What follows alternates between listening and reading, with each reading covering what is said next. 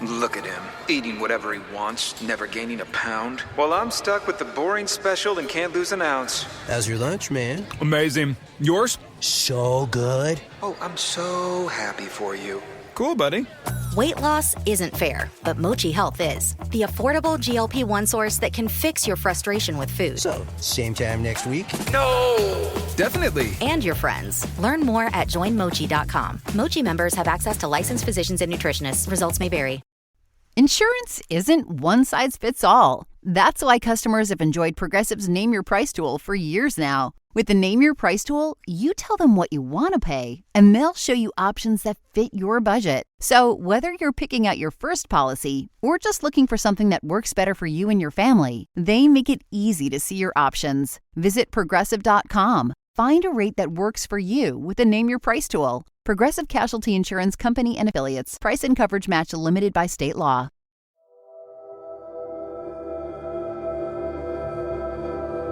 All right, so we're back, Partners in True Crime, and we're still looking into the Molly Miller and Colt Haynes case. And we have someone who's helped us on this case in the past and did some analysis on some things as far as deception analysis. And she's a licensed, and she is the polygrapher that we always use and a lot of people use. She's world renowned here.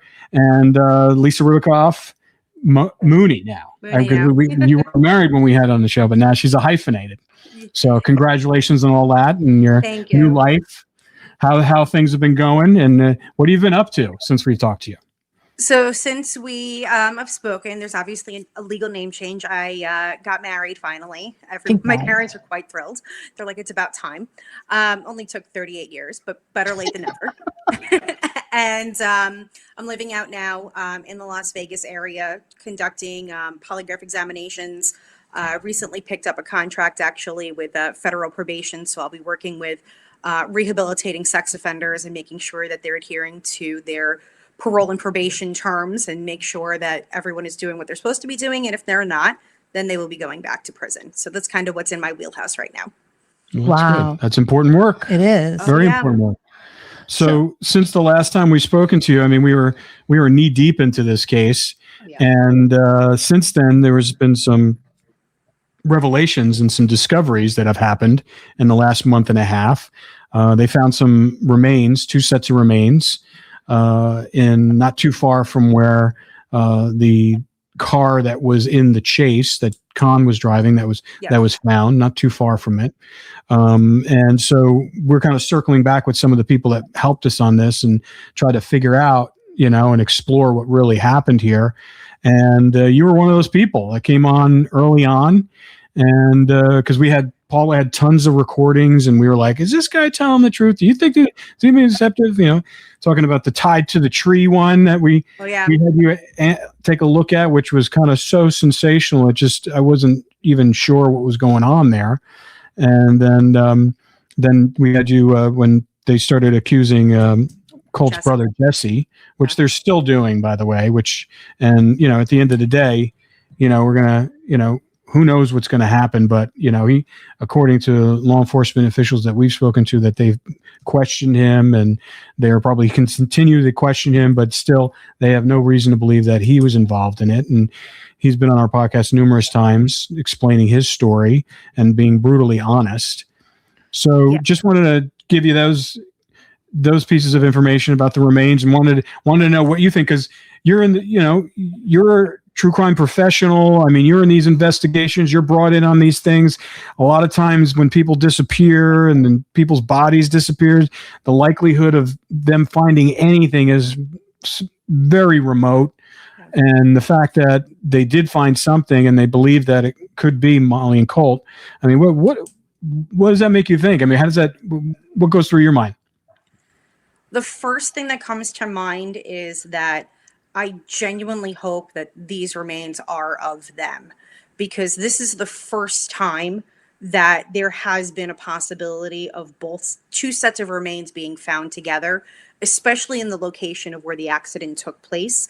And it's almost going to give everyone the hope that they're looking for, that this is them. And I'm not saying in terms of closure, but it does give some sort of answers. And I would really hate for it not to be them, for the families as well as the community and us as experts, because we've been down with this since day one, to go ahead and then have to take a step back and go, okay, if this is not them, then what do we do next? Because at this point, all of the resources that have been allocated to this case have been allocated. And every tip has been reviewed. Every interview has been analyzed. Re-interviews have gone on multiple times. So at this point, it's kind of like, it really needs to be them. Yeah. Can you explain to people a little bit about what you do? Because a lot of people say that polygraphy is junk science and polygraphs don't work, and that, they don't really prove anything. And I was just curious to get your perspective on that and what you would tell those people. Yeah. Well, the first thing I would tell them is that if they took a polygraph and they passed the exam, then clearly it worked. So that's the first thing right there. Second thing is that the polygraph is a science. It is actually also containing medical testing, because during the process of the examination, their heart rate is being measured, their blood pressure, pertaining to blood pressure, their breathing is measured, and sweat gland activity. And now there's an extra component where everybody knows during COVID, you wore the pulse ox on your finger. You can actually wear a pulse ox during the polygraph examination, and we can look for the increase and decrease of oxygen usage in someone's blood. So there are medical components that do derive to the physiological tracings of an individual during the exam. The accuracy, everyone talks about, oh, it's not accurate or it's not admissible. Hate to break it to everyone, it is admissible in court. New Mexico is the one state in the United States where it can be entered into evidence without stipulation, which means that neither party has to get the agreement upon the other side for it to be entered into evidence. That's kind of what's going on with the Timothy Busfield case, the actor from The West Wing, where he took a polygraph in New Mexico, and that's being entered into evidence with no stipulation. There are other states that do require stipulation, which means that there needs to be an agreement on the defense and the plaintiff side for it to be entered into evidence, whether the results are good or bad. So there is a mutual understanding that there could be negative findings going forward pertaining to the defense. It is allowed in all federal venues. It is very much a hot button in the immigration circuit right now pertaining to court cases, whether someone is testing for asylum and or for visas. It's done to go ahead and show violence against women. That is one stipulation of the act.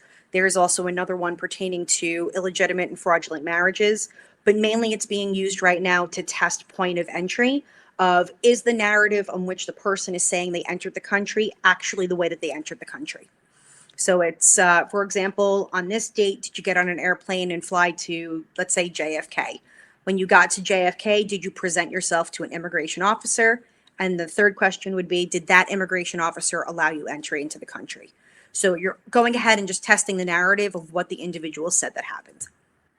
So when you do deception analysis of like a recording, can you just explain a little bit what that process is? Yeah, so what takes place is that I'll go ahead and in pretty much that's what we did on this case. You had audio files and you had asked me to go ahead and take a listen to. And it's not like I just listened to it one time and I go, okay, here's my opinion. I'm actively going ahead and stopping and starting and taking notes along the way pertaining to language usage, whether it's past tense, present tense. I'm looking for changes in, let's say, names or pronouns where if you're talking about someone's name, or if I go Cindy, Cindy, Cindy, and then I change to she or her, that's a red flag to me because I'm no longer saying your name or acknowledging you directly. I'm choosing a pronoun instead. So to me, that's a red flag as to seeing what would be taking place at the time of the statement. Even something as lights on, lights off, that's a big thing. In crimes in general, when the light is on, everything is fine. When the light is off, that's typically when the crime takes place. Because that's where they can go, I didn't see anything, I don't know anything, the light was off. So that's an indicator to me. The number 3 is very common also to look for in statement and audio analysis. But I'm trained on different techniques and tools to use when going ahead and reading the statements, in addition to auditorily hearing them. In this case, what I did was I actually took the audio file and I got it transcripted. So that way I can take the transcript and I can handwrite on it of different things that I'm looking for, color coding. So it took a while in the first one because it was very descriptive. Also for me, I needed to take the time emotionally to take a step back from what I was hearing. Because that was the tied to the tree one. That was the audio about Molly potentially being tied to a tree. Correct. Yeah, that would, and it was very graphic, just even auditorily. Forget visually, because obviously that's not. We didn't have that. But what people don't realize as investigators, and even with you guys, you understand, like, there's trauma when you have to interview someone, when you hear certain things. You have to take a step back and sometimes either disassociate or recognize, I feel some certain way right now. I need to stop what I'm doing, process that, and then I can move forward. Because otherwise, if you don't take that step back, as individuals, we're pushing the emotions down, and it doesn't help when it comes down to the end product. But at the same time, and I deal with law enforcement all the time, and I lecture at conferences pertaining to polygraph, I always advise everyone, take a step back, because you don't want to continue your interview. You don't want to continue your analysis or your investigation with a bias, because you already emotionally feel some type of way. When you listened to that recording about Molly being tied to the tree, what was your final analysis? The final analysis of that tape was that I did not feel that there was any deception present pertaining to what exactly was going on, because you have everything there and it's just such an easy flow. And typically the flow of a statement, whether it's written or it's just verbal, it's concise, it's detail oriented. There's no breaks, there's no going back and forth, or I remember this now. It's just a straight narrative. So that was one of the big indicators then. It's such a horrible story. It's traumatizing. And honestly, I had to take a break several times about that, because it was very, very traumatizing to imagine something like that happening. Yeah. Because as you're hearing it, you're making the visual image in your head of what you're hearing. And then you're trying to go ahead and process of thinking about someone in that position, or what if it was you, what would you have done? And then the main thing that I knew I felt was complete hopelessness of, like, there's nothing that she could have done in that scenario to go ahead and protect herself. But in your analysis of the person that was telling the story, your final analysis was that they were telling the truth. Yeah, I had no concerns pertaining to the narrative that was given of deception being present. It was too straightforward. It was too precise. The details were there, the flow and the speech, but mainly it was just the graphic details. Like, you can't fabricate that. Well, also you could hear also the trauma in his voice, telling it to Paula, the cousin. I mean, and the fact that Paula was able to sit there and listen to it and continue to ask questions. It's amazing. Yeah, no, 100%. And the fact that he felt some type of way having to have the conversation with her, and that he overcame his own emotions and his own feelings to have that conversation with Paula. And the fact that Paula, I mean, I said it to you guys previously, the fact that she was able to stay there, have the conversation, ask the questions, because most times people would just hear it, shut down, and walk away. She knew that she was advocating, and she knew that she needed answers, because these questions were not being asked when they should have been asked. And so at this point, she went ahead and just did the investigator's job for them. I know. It's crazy. Yeah, it's I don't even think crazy is the right even word. This whole situation with the remains coming out, it has to be them. It really, it has to, because when it is, and I told you guys before, it's not closure that everyone's going to get. Mm-hmm. It's going to be at least that answer. Is it them? And then it's going to be up to the medical examiner and the death investigator to go ahead and conduct their investigation to determine possible cause of death. Are there going to be fractures? Are there going to be indentations? Like, we don't know the conditions of the remains. We don't know anything, but it's going to be up to them to try and give us further answers. Pause for one second. I just got to find my phone because it keeps ringing like annoying. It's all good. But, in addition, they have to ID them as well. They haven't been officially ID'd yet. Well, they're going to have to, if there's bone marrow, if there's hair, I doubt there's hair. This is such a horrible situation. I know. This is like Daniel Robinson. You know Daniel Robinson's case out of Arizona? No. So Daniel Robinson, June 23rd of 2024, lives out in Arizona. He goes out hiking. They find his car, but they don't find him. So his father has been advocating for years and years, looking for funding. He's out there every weekend with flyers doing searches. So sad. He's even his father ran for political office to become, I don't know if it was a senator or a representative in his state. I think it's either North or South Carolina, just to be able to have some governmental influence to go ahead and get resources allocated. And like even talking now with regards to a murder investigation with no body. I mean, look at the Nancy Guthrie situation. It's now almost 90 days. I think we're at day 90 even, or coming up to it, where we have nothing whatsoever. And it's at fault because the police department dropped their investigation. Where in this case, it's the complete opposite. They had the resources and they asked for more. It took a while, but at least everyone decided to play nice in the sandbox and realize, okay, we need to get together and actually handle this. I think it took too long for all of these agencies on this case to finally get together and play nice. Well, yeah. I mean, there was a lot of obstacles. I mean, it's not out of wanting to do it. I mean, when the BIA took over the case 3 years ago, I mean, there was a lot of stuff that they wanted to do that they couldn't do.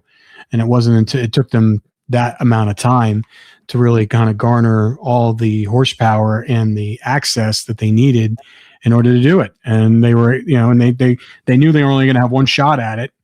And so they did it. And thank God, it only took them a day and a half to find him. But you're right. It was all the agencies have to come together and be able to say, okay, yeah, you go and you use your resources and see what you can find. I mean, I think, isn't that the way that it has to be? It really should be. But the problem is that you have certain people in charge of certain agencies that are so, this is our case, or they think that this is the case that's going to put their agency on the map or give them as head of the agency kind of like political clout of like, oh, I can run for mayor, I can run for governor, or whatever it is. And there's too many personal agendas behind what exactly is going on in the field. So if everyone can just play nice in the sandbox, accept the resources as they are, put personalities aside and ego, because there are victims, not necessarily in the case. It's just any case in general. If you it's about the victim. It's not about the people that are still standing alive. It's about the people that are no longer here and can't speak for themselves. Everyone who goes missing or is murdered and they don't know what happened deserves that, don't you think? Oh, 100%. Because at that point, I feel like they lose their name. Because if you're in this situation, we have remains, but we can't refer to them by the names we want to use because we do not know that that is them. Until they are positively ID'd, then we can call them Colt and Molly. Exactly. Right.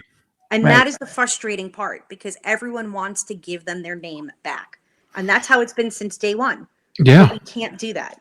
Yeah, and the families want to be able to bury their loved ones. I mean, that's the whole thing. I mean, before we never thought in a million years. I mean, like I said, hopefully it is them, but still, there have been searches done before. I mean, Paula did close to 20 of them. Yeah. Yeah. And we did a couple independently. I mean, I remember. Yeah, I was supposed to come out and meet you guys on one of them. Exactly. And those were independently financed, and it's expensive, and it's the help of a lot of people, and it's a lot of pro bono volunteers. And it's, you're not using taxpayers' money to do these things. You have to go and figure out other resources because there are no finances allocated anymore for this case. It's been exhausted. Yeah. And it comes down to advocacy. And I said it before and I'll say it again. If there has been anyone other than obviously the two of you advocating for this case and for justice and for accountability, it's been Paula. I mean, what she has done. Forget it. Forget us. It's Paula. Paula. Honestly, Paula and her cousin Misty. And, they have been out there from the beginning. I saw Paula on a news, presser online. That's how I even found her when we were doing Up and Vanished. I mean, it was her going, we're not going to give up. We're going to fight. Yeah. We're going to find her. We didn't start this, but we'll finish it. And she was so She's just a fireball, Paula. And honestly, And she took a lot of abuse. She took a lot of it. She still does. She still does, 100%. Yeah. She still does. There's still people out there who want to take credit for everything, and they're more concerned with their ego. And it's like Paula has fought for years. We're talking this whole time. It was her life. It was her life, and I hope that if this is Colt and Molly, it gives her some sort of reprieve, because now it's almost like she can have her old life back. Yeah. Like, she had one life before this happened. This became her life. And I want her to get back to who she is. Right. Not necessarily just as an advocate, but I want her to be Paula. Exactly. That's what I told her. I said, that's what my hope is for her. Yeah. Yeah, it's hard. It's very emotional for her. In addition to the rest of the family members. And they've been living in this all of them. shroud of darkness of not knowing what happened. Just like poof, they disappeared. And like, we don't know what happened to them. So we also had you on when Jesse was originally arrested and put into prison. We had you listen to the interviews that we did with him. For drugs. He was in there for drugs. He was in drugs. Yeah, nothing to do with Molly and Colt. Him being arrested had nothing to do with Molly and Colt. Yeah. It had to do with his drug abuse problem. Which he's been transparent about since day one. Oh yeah, it's not like he had it. It's not like he owned up to all his shit, pardon my French.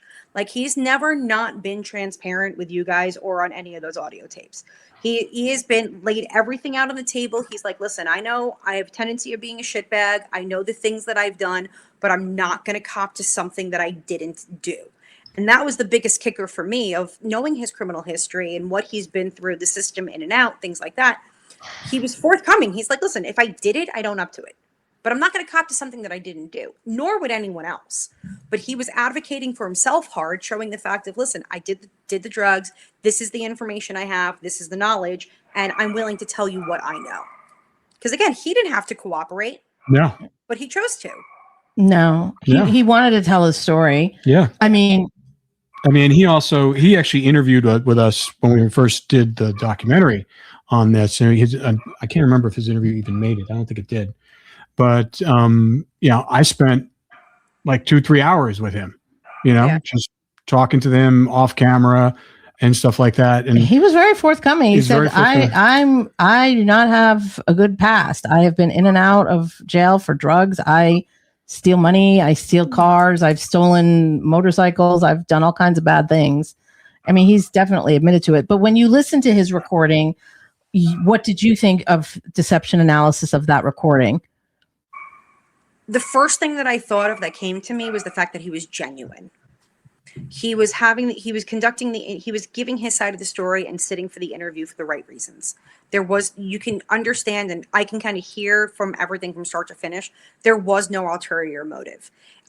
It's not like the interview was done and it's like, hey, if you do the interview, like, let me compensate you of any sort. There was just nothing. He wanted to get his side of the truth out, because he, again, was being harassed. He was being accused. He's still being harassed and accused. He is. Yeah. And you know what? It doesn't matter at this point. I mean, okay, let me phrase it this way. Even if these remains are Colt and Molly, all that's going to continue is, you did this. They're going to continue to blame him. No matter what he does, he's never going to be able to get away from the fact of being tied to this case in some capacity. Everyone's always going to continue to blame him, again, because of his track record. It sucks, and it definitely sucks to say, but it's almost like he's got to figure out like a whole new identity and figure out where he can go and what he can do just to have a fresh start. Well, the thing that's so strange is, like, looking at all of the police statements and all the witness testimonies and the thousands and thousands of pages in the files from the beginning. Never once did anyone ever say anything about Jesse. No, he's not in any of the documentation. So he completely came out of left field because one person opened their mouth and they said he did it, and they ran with it. And the problem is, in a town living where they are, everybody talks, everybody knows each other, and everybody knows of like his past. And so it's his past that literally came back to haunt him, and people were just throwing his name out there. And after a while, everybody started talking and everyone heard it and then started to believe with something that wasn't true. Yeah.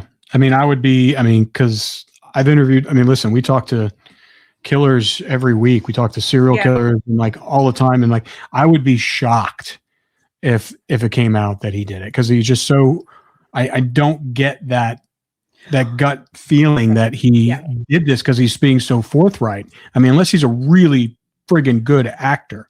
But listen, if that's the case, then he's a sociopath. And he's got the DSM should be thrown at him, and he needs to go for a really in-depth evaluation. Because if for some reason this is actually scientifically, and I'm going to say scientifically because you can throw anyone's name out there, but unless this is genetic, scientifically, DNA some way tied to him, and he has responsibility, then I can't see it happening because of how genuine and honest and straightforward. He's been very direct in all of his interviews. He has not beaten around the bush about anything. And again, the transparency. He could have pretended that he was this wholesome guy, no criminal history. Everything is just perfect, hunky-dory, white picket fence type of family. But from the get-go, he said, I have a rough life. I have had situations that I've been in. And the transparency is the number one thing for me, especially detecting deception. I don't want to have to go ahead and figure things out later. I'd rather know them up front. And he just came out and said everything on that interview. And it was an easier interview to dissect than the first one. I could tell you that because it was not as graphic. Yeah. Oh, the tree. Yeah. Yeah. That was an episode that we did where a witness had said that Molly was tied to a tree. Yeah. Plus the fact he's talking to us from prison. He could be having, he's got limited time, obviously, to use the phones. But in the same time, it's not like he's in a private room having this conversation. He's in the pod or wherever he is, the day room, openly having this conversation. So he's now putting his life publicly out there where other people in the pod can hear. And last thing you need, and like the same thing with him, what's going on in his own community where people are hearing his name and making false assumptions, his life is kind of almost in jeopardy. If he's having an open conversation about this case, all it takes is one inmate to hear a wrong piece, like an evasive piece of information, and have that broken game of telephone where the message starts one way and then ends totally different at the other. He's putting his life in his own hands. Yeah. But also, if he were involved in this from the beginning, who would have protected him for all of this time? Like, who would have covered for him? Like, who would have not just gone to the police and said, oh, it was him? If he was really responsible for this. If he was really responsible, I guarantee you there would have been a line outside the sheriff's office with like those deli ticket counter, you pull a number, and enough people would have been waiting to talk because they wouldn't have had an issue of having someone accountable and justice be brought to this case. Exactly. But the fact is that no one is rushing to go ahead and do anything. So at this point, everyone just has to sit on their hands and wait. But to me, and I told you guys before we jumped on, the shittiest part of this entire thing for me is that if these are their remains and we can give them their name back, the one person that should be held accountable is not able to be held accountable.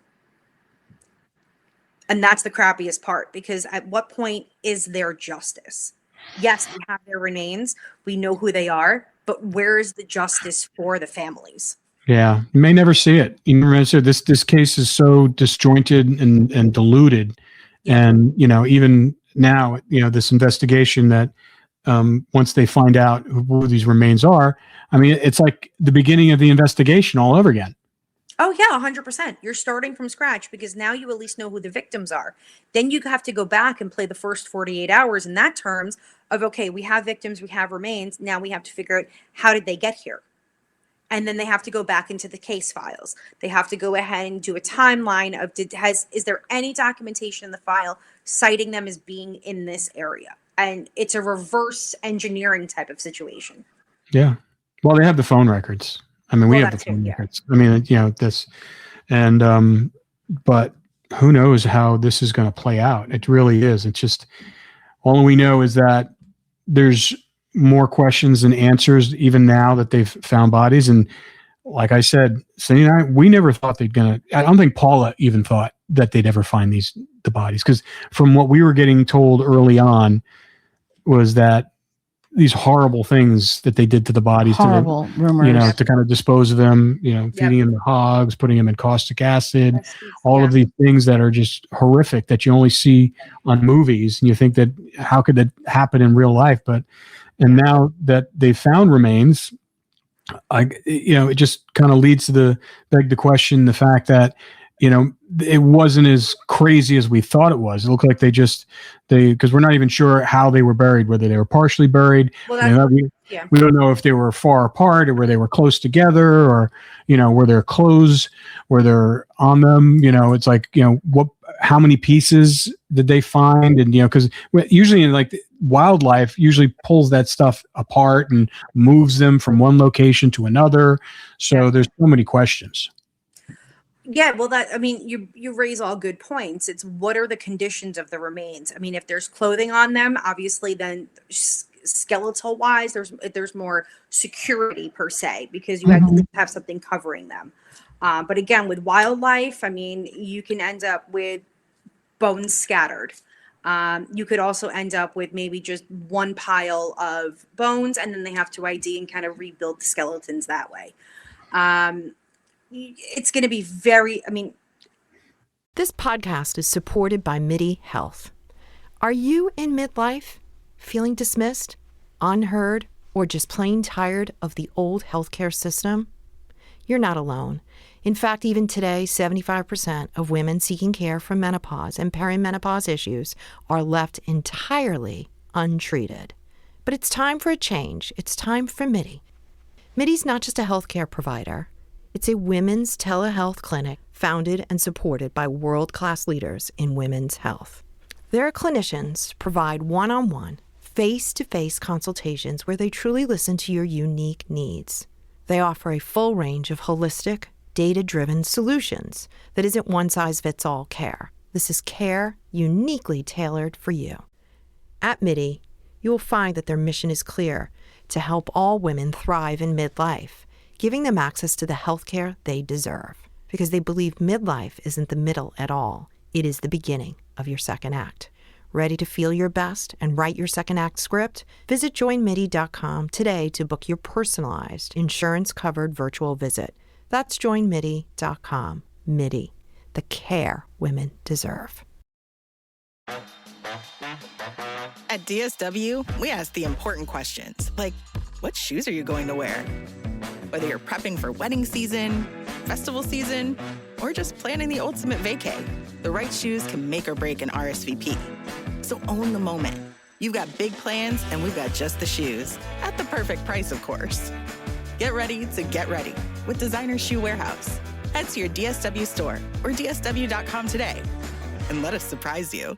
This is a Monday.com ad. The same Monday.com designed for every team. The same Monday.com with built-in AI, scaling your work from day one. The same Monday.com with an easy and intuitive setup. Go to Monday.com and try it for free.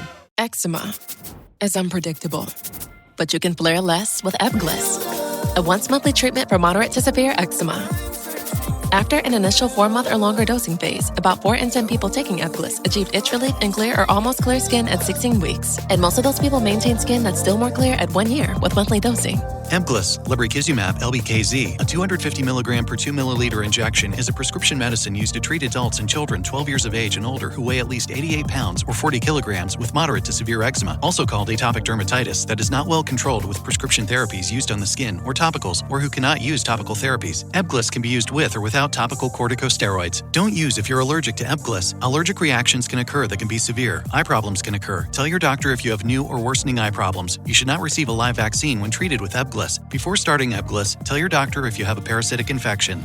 Ask your doctor about Advocacy and visit ebglyss.lilly.com or call 1-800-LILY-RX or 1-800-545-5979. It's going to take a while. That's all I can say. And at that point, that's kind of like the worst part of it all. It's almost like, okay, we got to this point. Now it's always like a hurry up and wait. Like, we got here, Right. Let's get the answers. And now we don't have answers because they don't have answers. Have you ever worked on a case like this before, where they found remains and that kind of, where you're actually waiting and trying to discover, and how does the investigation pan out? It's really at this point just you need to wait and get the positive ID of the remains. That's ultimately what it comes down to. And it comes down to also the agency that has custody of the remains, making sure that if they are not capable of handling a quote unquote in-house, meaning with their own lab, if they are sending them out, making sure that they are vetting and using a reputable lab to go ahead and assist to develop that DNA profile. Because even let's say they develop a DNA profile and they run it through systems, and let's say neither one of the victims' remains are quote unquote profiled into the system, then they have to do the backwards planning of the familial DNA. Are there any similar matches? And you got to go through those branches of trees. I mean, it's the same thing that they did with catching the Golden State serial killer out in California. It's very common of what they're doing now. I mean, you guys know Othram, you know the amazing work that they're doing. Yeah. It takes time. That's really what it comes down to. So it's making sure but the technology now is amazing. I mean, what Othram is doing is DNA. To explain what Othram is. Explain what Othram is. And we also know one of the most premier DNA analysts in the world, who's amazing, Susanna Ryan. But tell a little bit about Othram so people know what that is. Okay. Othram is a lab based out of the Woodlands, Texas, ran by David and Kristen Middleman. And what they do is they do so much, but the easiest way to like de-science this for everyone is that they will take evidence, they will take fragments, and they will go ahead and develop at their lab the DNA profile of that, of what is located on evidence. And that they will go ahead and develop a profile. They will work with law enforcement on the familial DNA, tracing it going backwards. They were active, and ultimately they were ones that worked the Idaho 4 case, and they also worked on the Gilgo Beach serial killer case. So these are two huge cases just in this past year that they have worked, and then some. And seeing on social media, I think right now they're averaging one case solve every 24 to 36 hours. Like they are pumping them out on cold cases, where agencies around the US are submitting what they have from their cold case files to this lab, and then they're going ahead, and ultimately the best part of it all is not only are they identifying and associating I'm going to call them assailants because I can't call them, or assailants or suspects, with victims, but they are giving victims their names back, because 9 times out of 10 it's remains that are being located, and they're working on doing a positive ID. And they're a private lab, correct? They're a private lab. Yeah, they are a private lab. They do a ton of volunteer work. They are huge. I know I donate to them pretty regularly, because they have cases that they have online where they're just like $100 or $200 short of going ahead and finalizing enough money for this. So they do a lot of nonprofit stuff outside of what they're doing to go ahead and raise funds for stories. And people can go ahead and submit, let's say, if they have a family member's case, they can go ahead and submit that. So even though they are private, they are open to the public for usage. Yeah. Well, and it's interesting because most people think that, medical examiners labs, each state has them and stuff like that. But a lot of times they don't. And sometimes they have to go outside and they have to find these private labs. Yeah. I mean, I would say that if the state agency, they would have a lab. But sometimes if you're looking at a tiny state versus a larger state, even population density wise, the amount of resources that are allocated for small agencies versus larger agencies that have a budget that can purchase the equipment and or hire additional staff members definitely will range from state to state. So again, it comes back to what we were talking about, accepting collaboration from other agencies and being able to work together for a final product. Yeah, because wasn't that the issue with the Savannah Guthrie case? Is her mother? They sent out, they sent it to a private lab, and everyone's like, "Why'd you send it to a private lab?" And I was like, I remember I go, that's done all the time. Yeah, sorry, I had to take a deep breath on that one, because I've done a couple of interviews pertaining to this case, and I really haven't kept my mouth shut about how I feel about the whole thing. And I was like, where are they going with this? But ultimately, I mean, the Bureau came into that case for probably within the first 72 hours. And the sheriff's office was like, no, we got it. I'm sorry. But anytime the FBI comes knocking on your door and go, hey, we want to help, open the damn door and let them in. Like, the bottom line, that comes down to what we were talking about before with regards to ego. If you have an agency such as the FBI that is willing to come in and assist, take it. They have resources that you do not. They have a lab that you do not. And my biggest issue with Nancy's case is the opening and closing of the crime scene. He did not hold that crime scene long enough. He literally closed everything off, let everyone in, did what they need to do, and then reopened it. And then once you take away that police tape, you're allowing people into the house. You're contaminating a crime scene. And then the genius, and I'm calling him a genius like just because of being obnoxious, he then closes the crime scene again. So you have the original crime scene now destroyed ultimately with all of this new DNA, all of this new evidence. This is now being brought in, and then you have to reclose it. It's just, I'm sorry, it's a shit show. I feel so Well, listen, I think that's where cases are, they start to, when they start languishing like that, like this one, and obviously Molly and Colt, and we have plenty of others we can talk about. Oh my God, and it usually starts from that the ability of the law enforcement that is charged with investigating the crime and just not doing the right thing. Like when Molly and Colt, the Sheriff Joe said they were runaways, and they were in Texas. They weren't there. And he wrote it in the police reports. And it's not like we're saying this. It's in the police reports. And you knew where the crime scene, then they didn't find the crime scene until they found the car, and they knew where the car was. And so it's like, you can't even backpedal from that, because once it's in the police report, it's just like, okay, well, you said this, you can't deny it. And I think in this case also that you're dealing with an agency that has never dealt with a case like this before. So they don't have the experience on working on an investigation like this, where everything they have to kind of shoot from the hip and then pray that it works. Yeah.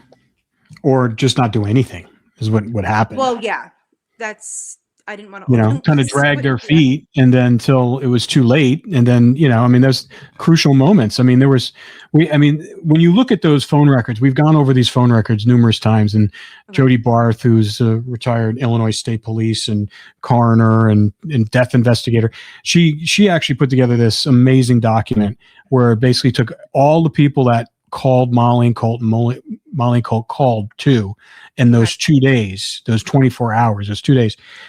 She put them all like chronologically from when they were calling and like that.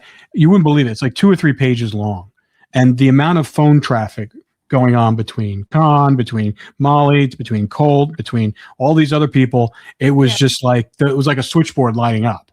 And it was just like, 2 or 3 pages, it's definitely finishing one call, getting on with someone else, back and forth. And it's texting, it's sending voicemails. She kind of documented everything, and it just, you can almost kind of fill in the gaps of what these people were saying, because it's like you say, wow, it's like you can see the calls between Con checking his voicemail, and his mother calling him, and then his girlfriend who he said he stole a car from, that she said he stole the car from, and then Molly and Colt calling. It just, all of it doesn't make any sense. If you're in the car with your 2 friends, you get in a high-speed chase, you end up driving into the woods, they get out. Why wouldn't you just go back and get them once the cops were gone? Yeah. There's a reason we're not going to know. And whose phone calls never called anybody in that was Jesse. He's not in any of those phone logs. And we know that he was using other people's phones, and we know those phone numbers, and we know that those phone numbers are not anywhere in there. But again, no, I don't believe for a second. Like, look, we don't know what happened to Molly and Colt. We don't know how they died. Even after all this time. We don't know. We're not saying Con killed them. We're saying that he must know more than what he's saying, because for several reasons. Why wouldn't you just come out publicly and say, hey, this is what happened? So he knows something. There's a level of participation that he played.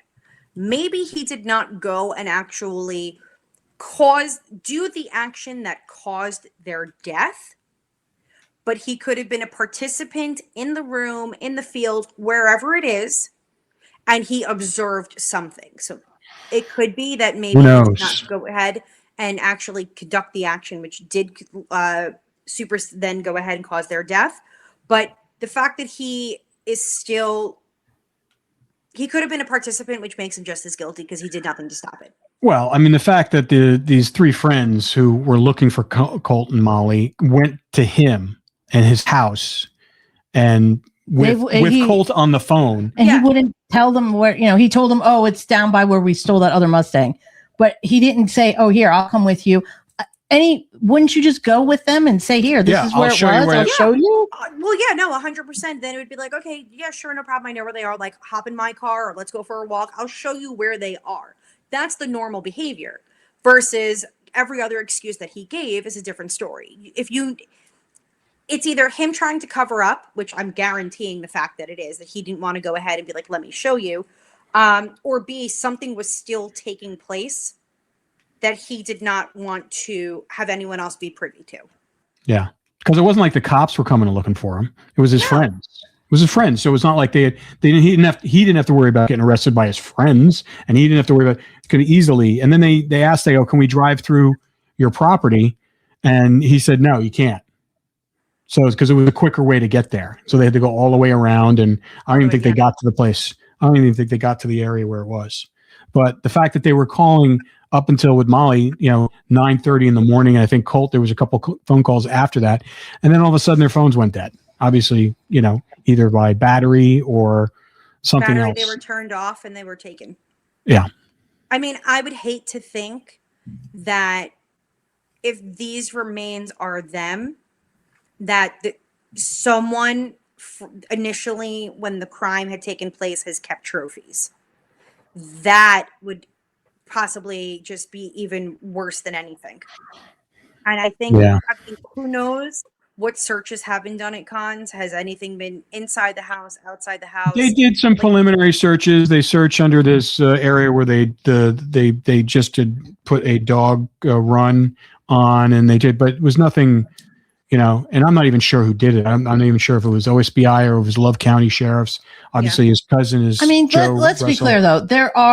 They were investigating. Like, there's multiple police reports. People were making reports. There's several officers who were continuously investigating and following tips and following leads. I don't want to say that they didn't do anything because no. The other agencies did. I mean, there's police reports that we've seen from every other police department saying, I followed this tip, or I followed that tip, or we did this, or we did that, or we searched here, or we did that. So there was effort being put into it. But I think, those first 48 hours is really critical. It's for the first 48 makes or breaks your case, because that's when you're going to be going ahead and getting most of your tips and most of your leads. And thank God that tips and leads still continued to come in, and that the agencies and the officers were still actively pursuing them. Because that's what happens sometimes, where tips come in on a cold case, and then sometimes they wait to investigate them. Or they read it and they go, it doesn't really make sense. We're not going to look into it. But they actively have been looking into the tips, which is kudos to them, because they easily could have just been like, you know what, we're going to hold off on it. Yeah. And then the officers in Love County were instructed, because we interviewed one of them, we have it on tape, the fact that he was told to back off and not look into this. Yeah, just stay quiet. Stay quiet. Which he thought was weird. And we talked to multiple people who were afraid of the sheriff. They said it. Yeah. They said they were afraid of him. They said that if they crossed him, they didn't know what the repercussions would be. Well, that's a separate problem in itself. That's a man that should be removed from office. He was eventually was. And, obviously it had nothing to do with this, but, all of his, I guess, bad experiences have caught up to him, and something else happened. And fortunately he was removed. He was actually given the choice to be removed or prosecuted. And he got removed. Yeah. So he chose removed and did a house arrest for, I don't know how many, couple of years, but that was it. But I think the crucial moments, like we've heard the 911 call numerous times. They say Khan's name in the 911 call. They say, so you know who it is. You know where he's going. You know where he lives. His cousin is the sheriff. He know who he is. He know who he is. Why not, let the chase go on. They'll just go to his house. after, like, you don't have to chase it. Like, in LA, they have these high speed chases all the time. They'll follow them with the helicopter and came right up to our house. And then sometimes they just back off. If they know who the person is, they just back off and they just follow them with the helicopter, or they just wait. They got the license plate number and they just go home. They go to the house and they pick them up. They just wait for them to come. But I think he had done it so many times before. Because they even said he's probably going to break through the fence like he did last time. I mean, this is in the dispatch. Yeah. So they already knew this was his pattern. He'd been doing He this had for a an MO. while. That's the whole thing. He had an MO. And now that his brother isn't the sheriff anymore, it's kind of like Cousin, yeah. Oh, sorry, cousin. Yeah. But what has the agency done since he's been removed to start to, like, is there proof in the case file to show that Khan was investigated further once he got removed? I think they did. There was a guy there who passed on, the guy who's sheriff who took over, who was a good guy. And he was actively trying to look into it at Love County, and he was keeping the case open. And he passed away. He passed away. He was very nice. He was very nice, and I can't remember his name. And now they have a new guy, and and I think that I don't even know if it's the same guy because it's been so many years now. But once the BIA took over the case, everybody kind of washed their hands from it.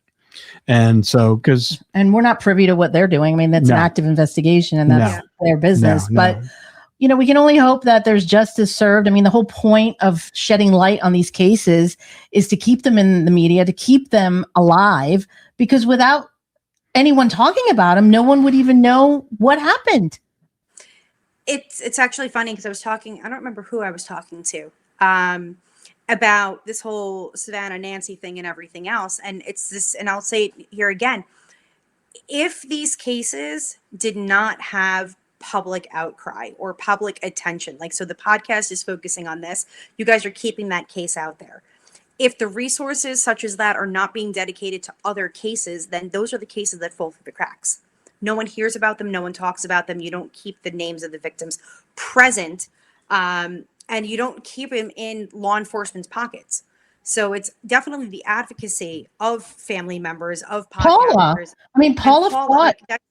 She shoved it down everyone's throat. And at that time, they're like, okay, we have to comply. Like, we have to listen to her. And she just gets abused. People are so mean. People say the meanest things to her. Yeah. And you have to wonder why. Like, why would you say that? She's trying to get answers for her loved one. It doesn't make any sense to me. It's just sick people. Well, I mean, and in addition, we also get the blowback as well, because it's like all we're trying to do is just kind of find the answers and trying to keep the case alive. So, because it literally was dead. It was dead. Oh, it was, yeah. It was dead. I mean, by the time the BIA got involved, I mean, that was like 3.5 years ago. This happened in 2013. So you're talking like a decade of like nothing really happening. And Paula wasn't going to stop. I mean, we did that search with Toby. I mean, Toby financed that search. And so did we. We brought in Maureen. We brought in Cheryl. We brought in, dogs and everything else. And it's like, that dig was really hard and intense and scary. But we were all there helping Paula, trying to see if that tip was anything, Exactly. Because she just wanted to know. She wasn't going to rest. Just like she said in that news report that I saw her in 9 years ago, she wasn't going to rest until she got answers. And Mac always says, she goes, even though we didn't find anything, we thought we found a human tongue, but it wasn't. But, we drained that thing twice in 2 days and had 2 sets of cadaver dogs on there, 2 separate sets of cadaver dogs. And they both hit on that pond. So something's in there. It's probably not Molly and Colt, but at least you can check off the list that you did it. That's one area, because that was an area in question. And one of the things that I was talking about that I think maybe some people misunderstood is that, Molly wasn't a Gabby Petito or a Nancy Guthrie or, anyone that the media was really going to pay attention to. Exactly. She just wasn't.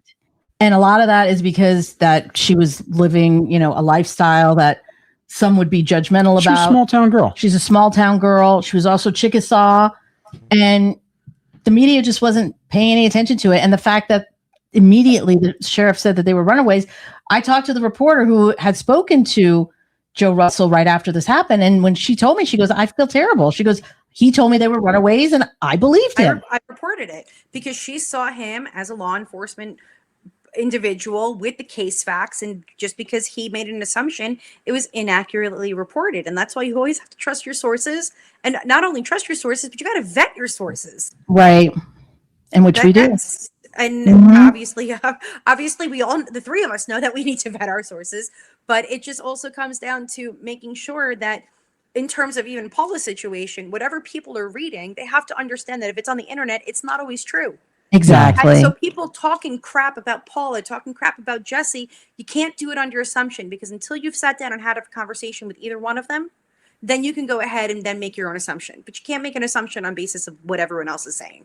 Exactly. Yeah. Exactly. And we've heard a lot of the information, like, when the officer in question who was questioning Jesse when he is in jail, we heard those recordings. Yeah. And, I couldn't pick hide nor hair of why they believed that this person believed that Jesse did it, because I couldn't pick it out. I was like, I'm keeping an open mind about this case. Because we don't know who did it. The person, and we're not talking about the BIA here. Let's just be clear. The person that went and got Jesse put in jail in the first place, he let Rob listen to the interview that he did with Jesse, and he was trying to say, this is it, this is it, this is it. And we just didn't understand what he was saying. We all listened to it, and it was just like, I'm not following. It was like here. he really wanted it to be Jesse. Well, that's the whole thing.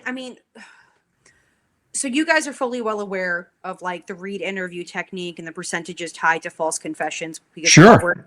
we all work with exoneration cases. Yes, we have. And that's a big thing that the three of us are very well aware of that. If you have an investigator that is too gung-ho going into that interview, they are too emotionally attached to the case and or absolutely definitive of praising their percentage of case closure, that they want to just nail another one to the board, they're going to twist and turn whatever needs to be said during that interview they're going to ask the question that's going to elicit a response that they leading the question. Bingo. Yeah. Well, we see that with producers too. Like, they'll lead people to say things, and that's just not our ethical background. We don't do that as producers. I'm not going to lead a subject to the answer that I want. Give me the answer that you have. And here's the thing. We don't want any particular answers here. We just want resolution.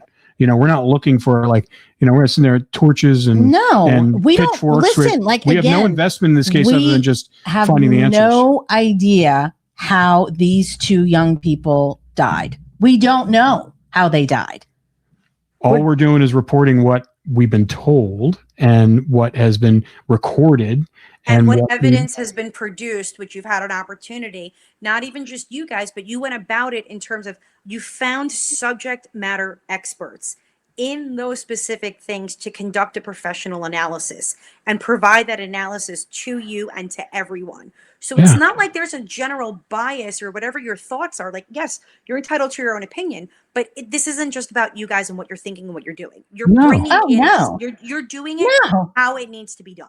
Former FBI agent Maureen O'Connell, she's the one that listened to, I love her. She listened to the 911 call that was received by the Love County Sheriff's Department. She listened to that thing 1,000 times and then gave us her analysis, because we wanted to make sure, like, what exactly are we listening to here? We didn't want to just say, this is what it is, without having that expert analysis done on it. And she was boots on the ground with us. She came out with us in the beginning when we did that was the trip that I was supposed to come out, and we were all exactly. And I think I got either booked for something or whatever it was, and I couldn't fly. You got busy, but you were supposed to come too. And she's the one that pointed Joe Russell out the second we drove into his little town. She's like, there he is, right there. He had lost like 100 pounds, and we were like, "Are you sure? It doesn't even look like him." And it's not us wanting an answer. We're open to whatever the reality of the truth is. We just want the truth. Well, that's the whole thing. Everyone wants the truth. And at that point, once the truth comes out, if it does come out, then everyone has to accept the truth for what the truth is. Exactly. You can't start taking the truth and twisting and turning it to fit the narrative that you want it to be. Exactly. And that's when it's almost like this whole Jesse thing. We have the truth that Jesse's not involved. Okay, then suck it up and deal with it. Stop trying to put him into a box that he's not in. And the same thing with the truth. Do not try and twist it to make it to what you want to believe or what you've been thinking for the past 10 years. Yeah, and even if they do identify these bodies as Wally and Colt, there's no surefire way they can find out who did it. Yeah. You know, there's like, unless there's a piece of, evidence that kind of points to someone. But like I said before, the last person who saw them both alive was Khan. And I definitely feel like, and he's been interviewed several times by law enforcement. I'd be interested. They said at one point his lawyer at the time said he was willing to take a polygraph, but he didn't. I'm ready. I was going to say. Well, his lawyer also says it's junk science. So, exactly. So again, if it's not junk science, if it works in his favor. Right, That's of course. ultimately what it is. I mean, I have people who kind of take exams. They're like, oh, it's BS. It's this or that. I'm like, well, here's the deal. If you pass the test, would you be saying that? They're like, no. And I go, exactly. I'm like, so shut your mouth. That's it. Like, I don't want to hear it. That's the thing. It's like, come on, just stop the nonsense. Okay. Yeah. Everybody just stop.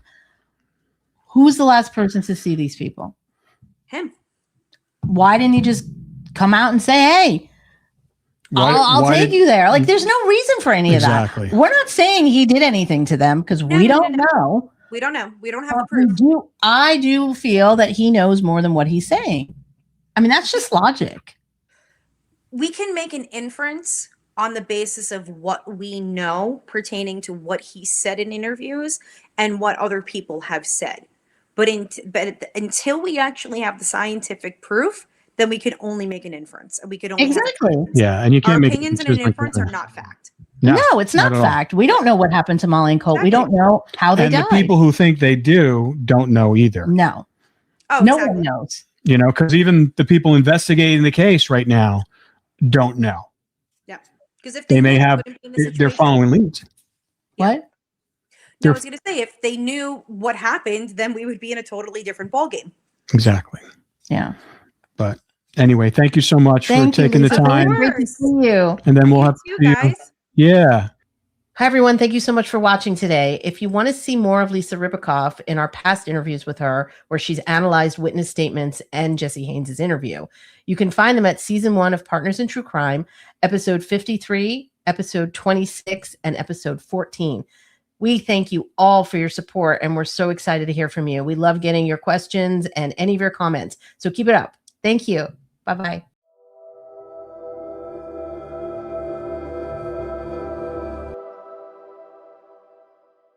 This podcast is supported by MIDI Health. Are you in midlife, feeling dismissed, unheard, or just plain tired of the old healthcare system? You're not alone. In fact, even today, 75% of women seeking care for menopause and perimenopause issues are left entirely untreated. But it's time for a change. It's time for MIDI. MIDI's not just a healthcare provider. It's a women's telehealth clinic founded and supported by world-class leaders in women's health. Their clinicians provide one-on-one, face-to-face consultations where they truly listen to your unique needs. They offer a full range of holistic, data-driven solutions that isn't one-size-fits-all care. This is care uniquely tailored for you. At MIDI, you will find that their mission is clear: to help all women thrive in midlife, giving them access to the healthcare they deserve. Because they believe midlife isn't the middle at all. It is the beginning of your second act. Ready to feel your best and write your second act script? Visit joinmidi.com today to book your personalized, insurance-covered virtual visit. That's joinmidi.com. MIDI, the care women deserve. This podcast is brought to you by Carvana. Selling your car should feel like one less thing on your list, not one more. With Carvana, it is. Just go to Carvana.com, enter your license plate or VIN, and get a real offer down to the penny. No back and forth, no surprises, just an experience you can trust. Like your offer? Accept it. Schedule pickup, and we'll come to you with a check in hand. Your car, your timeline, your terms. Visit Carvana.com to sell your car today. Carvana. Pickup fees may apply.